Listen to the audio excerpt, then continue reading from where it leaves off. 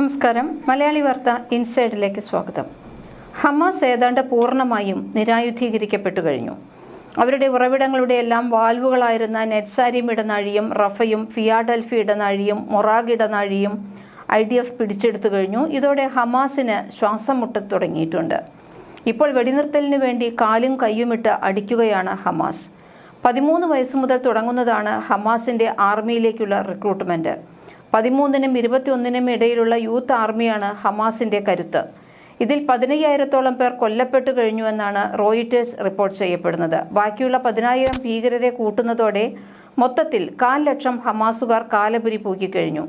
പക്ഷേ ഈ കണക്കും ഇസ്രയേൽ കൊന്ന സിവിലിയന്റെ കണക്കിലാണ് പെടുത്തിയിരിക്കുന്നത്. ഗാസയിൽ കുട്ടികൾ കൂടുതൽ കൊല്ലപ്പെടുന്നു എന്ന് പറയുമ്പോൾ 13 വയസ്സ് തൊട്ട് ഹമാസിൽ ആർമി റിക്രൂട്ട്മെന്റ് തുടങ്ങുന്ന കാര്യം ആരും മിണ്ടാറില്ല. ഫലസ്തീന്റെ മോചനമല്ല ഹമാസിന്റെ ആത്യന്തിക ലക്ഷ്യം. അത് ജൂതനില്ലാത്ത അറേബ്യയാണ്.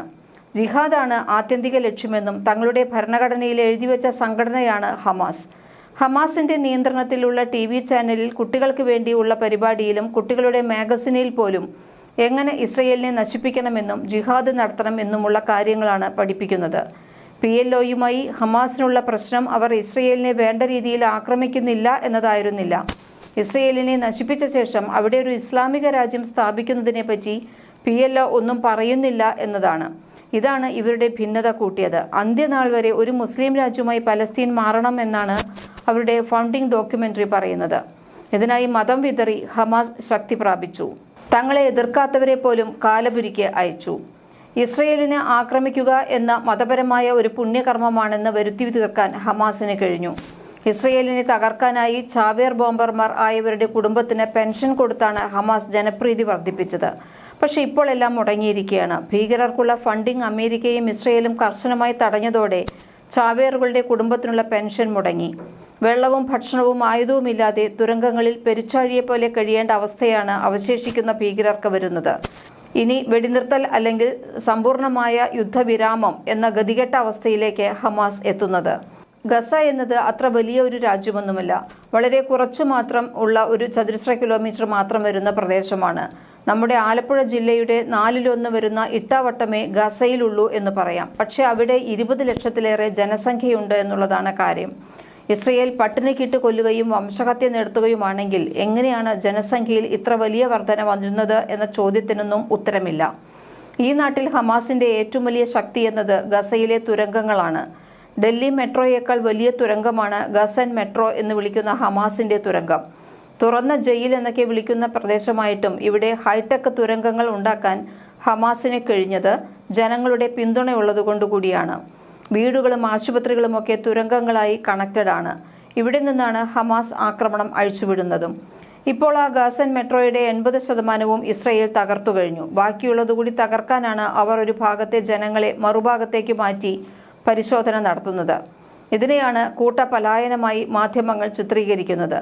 ഇനി അവശിഷ്ട തുരങ്കങ്ങൾ കൂടി തകർത്താൽ ഹമാസിന്റെ ചിറക് സമ്പൂർണമായി അരിയാൻ കഴിയുമെന്നാണ് ഇസ്രയേൽ വിശ്വസിക്കുന്നത്. കേരളത്തിലെ മാധ്യമങ്ങൾ അടക്കം വലിയ രീതിയിൽ പ്രചരിപ്പിക്കുന്ന കാര്യമാണ് ഇസ്രയേൽ ആശുപത്രികൾ ആക്രമിച്ച് സ്ത്രീകളെയും കുട്ടികളെയും വരെ കൊല്ലുന്നു എന്നത്. ആശുപത്രികൾ ആക്രമിച്ചാൽ ലോകവ്യാപകമായി ഇസ്രയേലിനെതിരെ വികാരം ഉയരുകയാണ് ഉണ്ടാവുക എന്ന് സാമാന്യ ബുദ്ധിയുള്ള ആർക്കും അറിയാം. അതുകൊണ്ട് തന്നെ ഒരു സേനയും സ്വാഭാവികമായ രീതിയിൽ അത് ചെയ്യില്ല. പക്ഷേ ഹമാസ് ഭീകരർ ആശുപത്രിയെയും സ്കൂളുകളെയും മറയാക്കുകയാണ് ചെയ്യുന്നത്. ഭീകരരെ കിട്ടാൻ ആക്രമണം നടത്തുമ്പോൾ ഇസ്രയേൽ ആശുപത്രി ആക്രമിച്ചു എന്നാണ് വാർത്ത വരിക. ഗസയിൽ ആശുപത്രികൾ IDF പലവട്ടം തകർത്തതായി റിപ്പോർട്ടുകൾ വന്ന ആശുപത്രിയാണ് ഖാൻ യൂനൂസിലെ യൂറോപ്യൻ എയ്ഡ് ആശുപത്രി. കൊടും ഭീകരൻ യഹ്യ സിൻവാറിന്റെ സഹോദരനായ മുഹമ്മദ് സിൻവാറിനെ IDF കൊന്നതും ഇതേ യൂറോപ്യൻ എയ്ഡ് ആശുപത്രിക്ക് താഴെയുള്ള തുരങ്കത്തിൽ വെച്ചാണ് എന്നത് കേരളത്തിലെ മാധ്യമങ്ങൾ വാർത്തയാക്കിയില്ല. ഇവിടുത്തെ തുരങ്കത്തിന് 1 കിലോമീറ്റർ നീളമുണ്ടായിരുന്നു. അത് തൊട്ടടുത്തുള്ള നാസർ ആശുപത്രിയുമായി ബന്ധിപ്പിച്ചിരുന്നു. ഇങ്ങനെ ഒന്നും രണ്ടുമല്ല 1700ഓളം തുരങ്കങ്ങളാണ് ഇവിടെയുള്ളത്. അതുപോലെ സ്ത്രീകളുടെയും കുട്ടികളുടെയും ഹമാസ് ഹ്യൂമൻ ഷീൽഡായി ആക്കുന്നതുകൊണ്ടാണ് അവരുടെ മരണനിരക്ക് കൂടുന്നത്. ഞങ്ങൾ റോക്കറ്റ് വിട്ടാൽ ഇസ്രയേൽ അയേൺ ഡോം കൊണ്ട് പ്രതിരോധിക്കുമെങ്കിൽ ഇസ്രയേൽ റോക്കറ്റ് വിട്ടാൽ ഞങ്ങൾ സ്ത്രീകളെയും കുട്ടികളെയും കൊണ്ട് പ്രതിരോധിക്കും എന്നാണ് ഹമാസിന്റെ ഒരു ലൈൻ. 2 വർഷം നീണ്ട യുദ്ധത്തിൽ ഇസ്രയേലിന് ഹമാസിനെ സാമ്പത്തികമായി വലിയ രീതിയിൽ തകർക്കാൻ കഴിഞ്ഞു. ഖത്തർ, തുർക്കി, ഇറാൻ ഈ 3 രാജ്യങ്ങളിൽ നിന്നാണ് ഹമാസിന് കാര്യമായി ഫണ്ട് എത്തിയത്. ഇതിൽ ഖത്തറായിരുന്നു ഏറ്റവും പ്രധാനം. അമേരിക്കയുടെ സഹായത്തോടെ ഖത്തറിൽ നിന്ന് ഫണ്ട് വരുന്നത് നന്നായി തടയാൻ ഇസ്രയേലിന് കഴിഞ്ഞു. ഇറാനിൽ നിന്നുള്ള ആയുധങ്ങൾ പലപ്പോഴും UN ഭക്ഷ്യസഹായ ട്രക്കിലൂടെ വന്നിരുന്നു. അതും തടയാൻ ഇസ്രയേലിന് കഴിഞ്ഞു. ഇതോടെ ഗസയുടെ പേരിൽ വരുന്ന ഫണ്ട് വെട്ടിച്ച് കോടീശ്വരന്മാരായ ഹമാസ് നേതാക്കൾ കുടുങ്ങുകയായിരുന്നു. ഗസയിലെ ജനം പട്ടിണി കിടക്കുമ്പോഴും ഹമാസ് നേതാക്കൾ കോടീശ്വരന്മാരായി. ഹമാസിന്റെ സമ്പത്ത് ഈ വിഷമസന്ധിയിലും 8 മില്യൺ USD വരും എന്നാണ് കണക്ക്. ഹമാസിന്റെ പ്രധാന നേതാക്കളുടെ ആർജിത സ്വത്ത് അതിന്റെ 4 ഇരട്ടിയോളം വരുമെന്ന് കണക്കാക്കുന്നു. അതായത് കേരളത്തിലെ ഒരു ജില്ലയുടെ വലിപ്പം പോലും ഇല്ലാത്ത ഗാസയുടെ അതിജീവനത്തിനായി ഒരു ബഡ്ജറ്റ് തയ്യാറാക്കിയാൽ എവിടെ നിന്നും കടമെടുക്കാതെ തന്നെ കേരളത്തെക്കാൾ വലിയ ബജറ്റ് ഉണ്ടാക്കാം. കേരളത്തിന്റെ ബജറ്റ് $1 ദശലക്ഷം വരൂ എന്നാണ് കണക്ക്. ഹമാസിന് ലോകവ്യാപകമായി വരുന്ന ഫണ്ട് അടിച്ചുമാറ്റി ഖത്തറിലും മറ്റും പഞ്ചനക്ഷത്ര ജീവിതം നയിച്ചവരായിരുന്നു ഹമാസിന്റെ മുൻ നേതാക്കൾ. അവർ ഓരോരുത്തരും കോടീശ്വരന്മാരാണ്. അവരുടെ മക്കൾ ഗൾഫ് രാജ്യങ്ങളിൽ ആഡംബര ജീവിതം നയിക്കുമ്പോൾ ഗസയിലെ കുട്ടികൾ ഒരു നേരത്തെ റൊട്ടിക്കായി അടിപിടി കൂടുന്നു. എന്നാൽ വൻ തുകകൾ അടിച്ചുമാറ്റി അവർ പാവങ്ങൾക്കുള്ള ഭക്ഷണച്ചട്ടിയിൽ പോലും കൈയിട്ട് വാരാൻ തുടങ്ങുന്നു. കുട്ടികൾക്കുള്ള പോഷകവസ്തുക്കൾ വരെയുള്ള ട്രക്കുകൾ തട്ടിയെടുത്ത് സാധനങ്ങൾ വിലകൂട്ടി വിൽക്കുകയാണ് ഹമാസിന്റെ രീതി. ഗാസയിലെ 7 ട്രക്കുകളിൽ നിന്ന് പലസ്തീനികൾക്കുള്ള ഭക്ഷ്യവസ്തുക്കൾ, വസ്ത്രം, മൊബൈൽ ഫോണുകൾ, എന്തിന് സിഗരറ്റ് പാക്കറ്റുകൾ വരെ തട്ടിയെടുത്ത് കരിഞ്ചന്തയിൽ വിൽക്കുക എന്നതാണ് ഹമാസ് ചെയ്തുപോരുന്നത്. നേരത്തെ 7 ട്രക്കുകളെല്ലാം ഹമാസ് നിയന്ത്രണത്തിലാണ് ഗസയിൽ പ്രവേശിച്ചിരുന്നത്. അത് അടിച്ചുമാറ്റി വിലകൂട്ടി വിൽക്കുകയായിരുന്നു ഹമാസിന്റെ രീതി. യുദ്ധമില്ലാത്ത സമയങ്ങളിൽ പലസ്തീനികൾക്ക് UN നൽകിയിരുന്ന പർച്ചേസ് കൂപ്പണുകളിലെ പണവും ഒഴുകുന്നത് ഹമാസിന്റെ പോക്കറ്റിലേക്ക് തന്നെ. വോളണ്ടിയേഴ്സ് എന്ന നിലയിൽ നല്ല ശമ്പളം പറ്റി പ്രവർത്തിക്കുന്നതും ഹമാസ് ഭീകരർ തന്നെയായിരുന്നു. ഇപ്പോൾ പ്രശ്നബാധിത മേഖലകളിലെ കമ്മ്യൂണിറ്റി കിച്ചണുകളുടെ നിയന്ത്രണവും UN ഏജൻസികൾക്കും അതുവഴി ഹമാസിനും തന്നെ. അതായത് ഭക്ഷണവും മറ്റടിസ്ഥാന സൗകര്യവും ഇല്ലാത്തതുകൊണ്ടല്ല ഗസക്കാർ പട്ടിണി കിടക്കുന്നത്. ഹമാസ് അത് അടിച്ചുമാറ്റി സ്വന്തം കീശ വീർപ്പിക്കുന്നതും ഉൽപ്പന്നങ്ങൾ കരിഞ്ചന്തയിൽ വിൽക്കുന്നതുകൊണ്ടുമാണ്. എന്നിട്ട് അവസാനം എല്ലാറ്റിൻ്റെയും കുറ്റം വന്നു വീഴുന്നത് ഇസ്രയേലിന്റെ ചുമലിലും.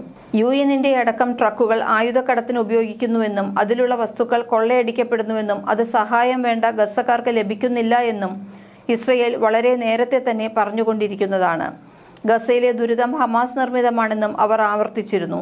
ഇതിന്റെ തെളിവുകൾ ഈയിടെയായിട്ടും റോയിട്ടേഴ്സും പുറത്തുവിട്ടിരുന്നു. യൂറോപ്യൻ യൂണിയൻ ഗാസയിലെ കുട്ടികൾക്ക് കുടിവെള്ളത്തിന് 100 മില്യൺ യൂറോയുടെ പൈപ്പുകൾ കൊടുത്തിരുന്നു. ഹമാസ് അത് കുഴിച്ചെടുത്ത് ജൂതന്റെ നേരെ റോക്കറ്റ് വിടാൻ ഉപയോഗിച്ചു. തങ്ങളുടെ കുഞ്ഞുങ്ങൾ വെള്ളം കുടിച്ചില്ലെങ്കിലും ജൂതനിട്ട് പണി കൊടുക്കണം. ഇതാണ് ഹമാസിന്റെ രീതി. പക്ഷേ ഇപ്പോൾ അവസ്ഥ മാറി. ഇസ്രയേൽ UN എയ്ഡിൽ അടക്കം ശക്തമായി ഇടപെടാൻ തുടങ്ങി. ഹമാസിന്റെ ഭക്ഷണക്കൊള്ള നിയന്ത്രിക്കപ്പെട്ടു. ഗസക്കാർക്കുള്ള ട്രക്ക് തട്ടിയെടുത്ത ഹമാസുകാർ വെടിവെപ്പിൽ കൊല്ലപ്പെട്ടു. പക്ഷേ അപ്പോഴും വാർത്ത വരിക പാവങ്ങളെ ഇസ്രയേൽ വെടിവെച്ചു കൊന്നു എന്നുള്ളതാണ്. ഇപ്പോൾ ഇസ്രയേൽ അതിലും ഇടപെട്ടതോടെ ഭക്ഷണക്കൊള്ളയിടിയും നിന്നു. ആ വഴിക്കുള്ള വരുമാനവും ഹമാസിന് നിലച്ചു. ഇപ്പോൾ ഗസയിൽ പോലും തീർത്തും ഒറ്റപ്പെട്ട നിലയിലാണ് ഹമാസ്. കഴിഞ്ഞ 2 മാസങ്ങളിൽ മാത്രമായി 1 ഡസനോളം പ്രകടനങ്ങളാണ് ഗസയുടെ വിവിധ ഭാഗങ്ങളിൽ ഹമാസിനെതിരെ ഉയർന്നത്. നമ്മുടെ നാട്ടിൽ ഫ്രീ ഫ്രീ ഫ്രീ പാലസ്തീൻ എന്ന മുദ്രാവാക്യം ഉയരുമ്പോൾ ഗസയിൽ ഉയരുന്നത് free free free from Hamas എന്ന മുദ്രാവാക്യമാണ്. ഹമാസിനെ നായിന്റെ മക്കൾ എന്ന് വിശേഷിപ്പിച്ചത് Palestine authority president Mahmoud Abbas ആണ്. അത്രയ്ക്ക് അവർ വെറുപ്പിച്ചു കഴിഞ്ഞു. യുദ്ധാനന്തരമുള്ള ഗസയിൽ ഹമാസിന് യാതൊരു റോളും ഉണ്ടാവരുത് എന്നാണ് അബ്ബാസ് പറയുന്നത്. ഗസയിൽ മറ്റൊരു രാഷ്ട്രീയ ശക്തിയെയും വളരാൻ അനുവദിക്കാതെ ഉന്മൂലനം ചെയ്തതാണ് ഹമാസിന്റെ ചരിത്രം. നേരത്തെ ഹമാസും മറ്റ് സംഘടനകളും തമ്മിൽ നിരന്തരം പോരാട്ടങ്ങൾ ഉണ്ടായിരുന്നു. ഹമാസ് അതിൽ വിജയം കണ്ടു. 2007 മുതൽ ഗാസ ഹമാസ് നിയന്ത്രണത്തിലായി. PLOയെയും മറ്റ് സംഘടനകളെയും നേതാക്കളെയും വധിക്കാനും ഉന്മൂലനം ചെയ്യാനും ഹമാസ് ഒരു മടിയും കാണിച്ചില്ല. ഇപ്പോഴത്തെ ഗാസ വാർ തുടങ്ങുന്നതിന് മുമ്പ് ജയിലിലുണ്ടായ സംഘടനത്തിൽ തടവുകാരായ നിരവധി ഫത്ത പാർട്ടിക്കാരെ ഹമാസുകാർ കൊന്നിരുന്നു. ഇങ്ങനെ ഫത്ത പാർട്ടിയും ഹമാസിന്റെ പോരാട്ടത്തിൽ കൊല്ലപ്പെട്ടവരുമെല്ലാം വരുന്നത് ഇസ്രയേൽ കൊന്ന ലിസ്റ്റിലാണ്. അതുകൊണ്ട് തന്നെ ഗസയിലെ ഫത്ത പാർട്ടി അടക്കമുള്ളവർ ഹമാസിന്റെ പതനം കാത്തിരിക്കുകയാണ്. മലയാളി വാർത്ത ഇൻസൈഡ്.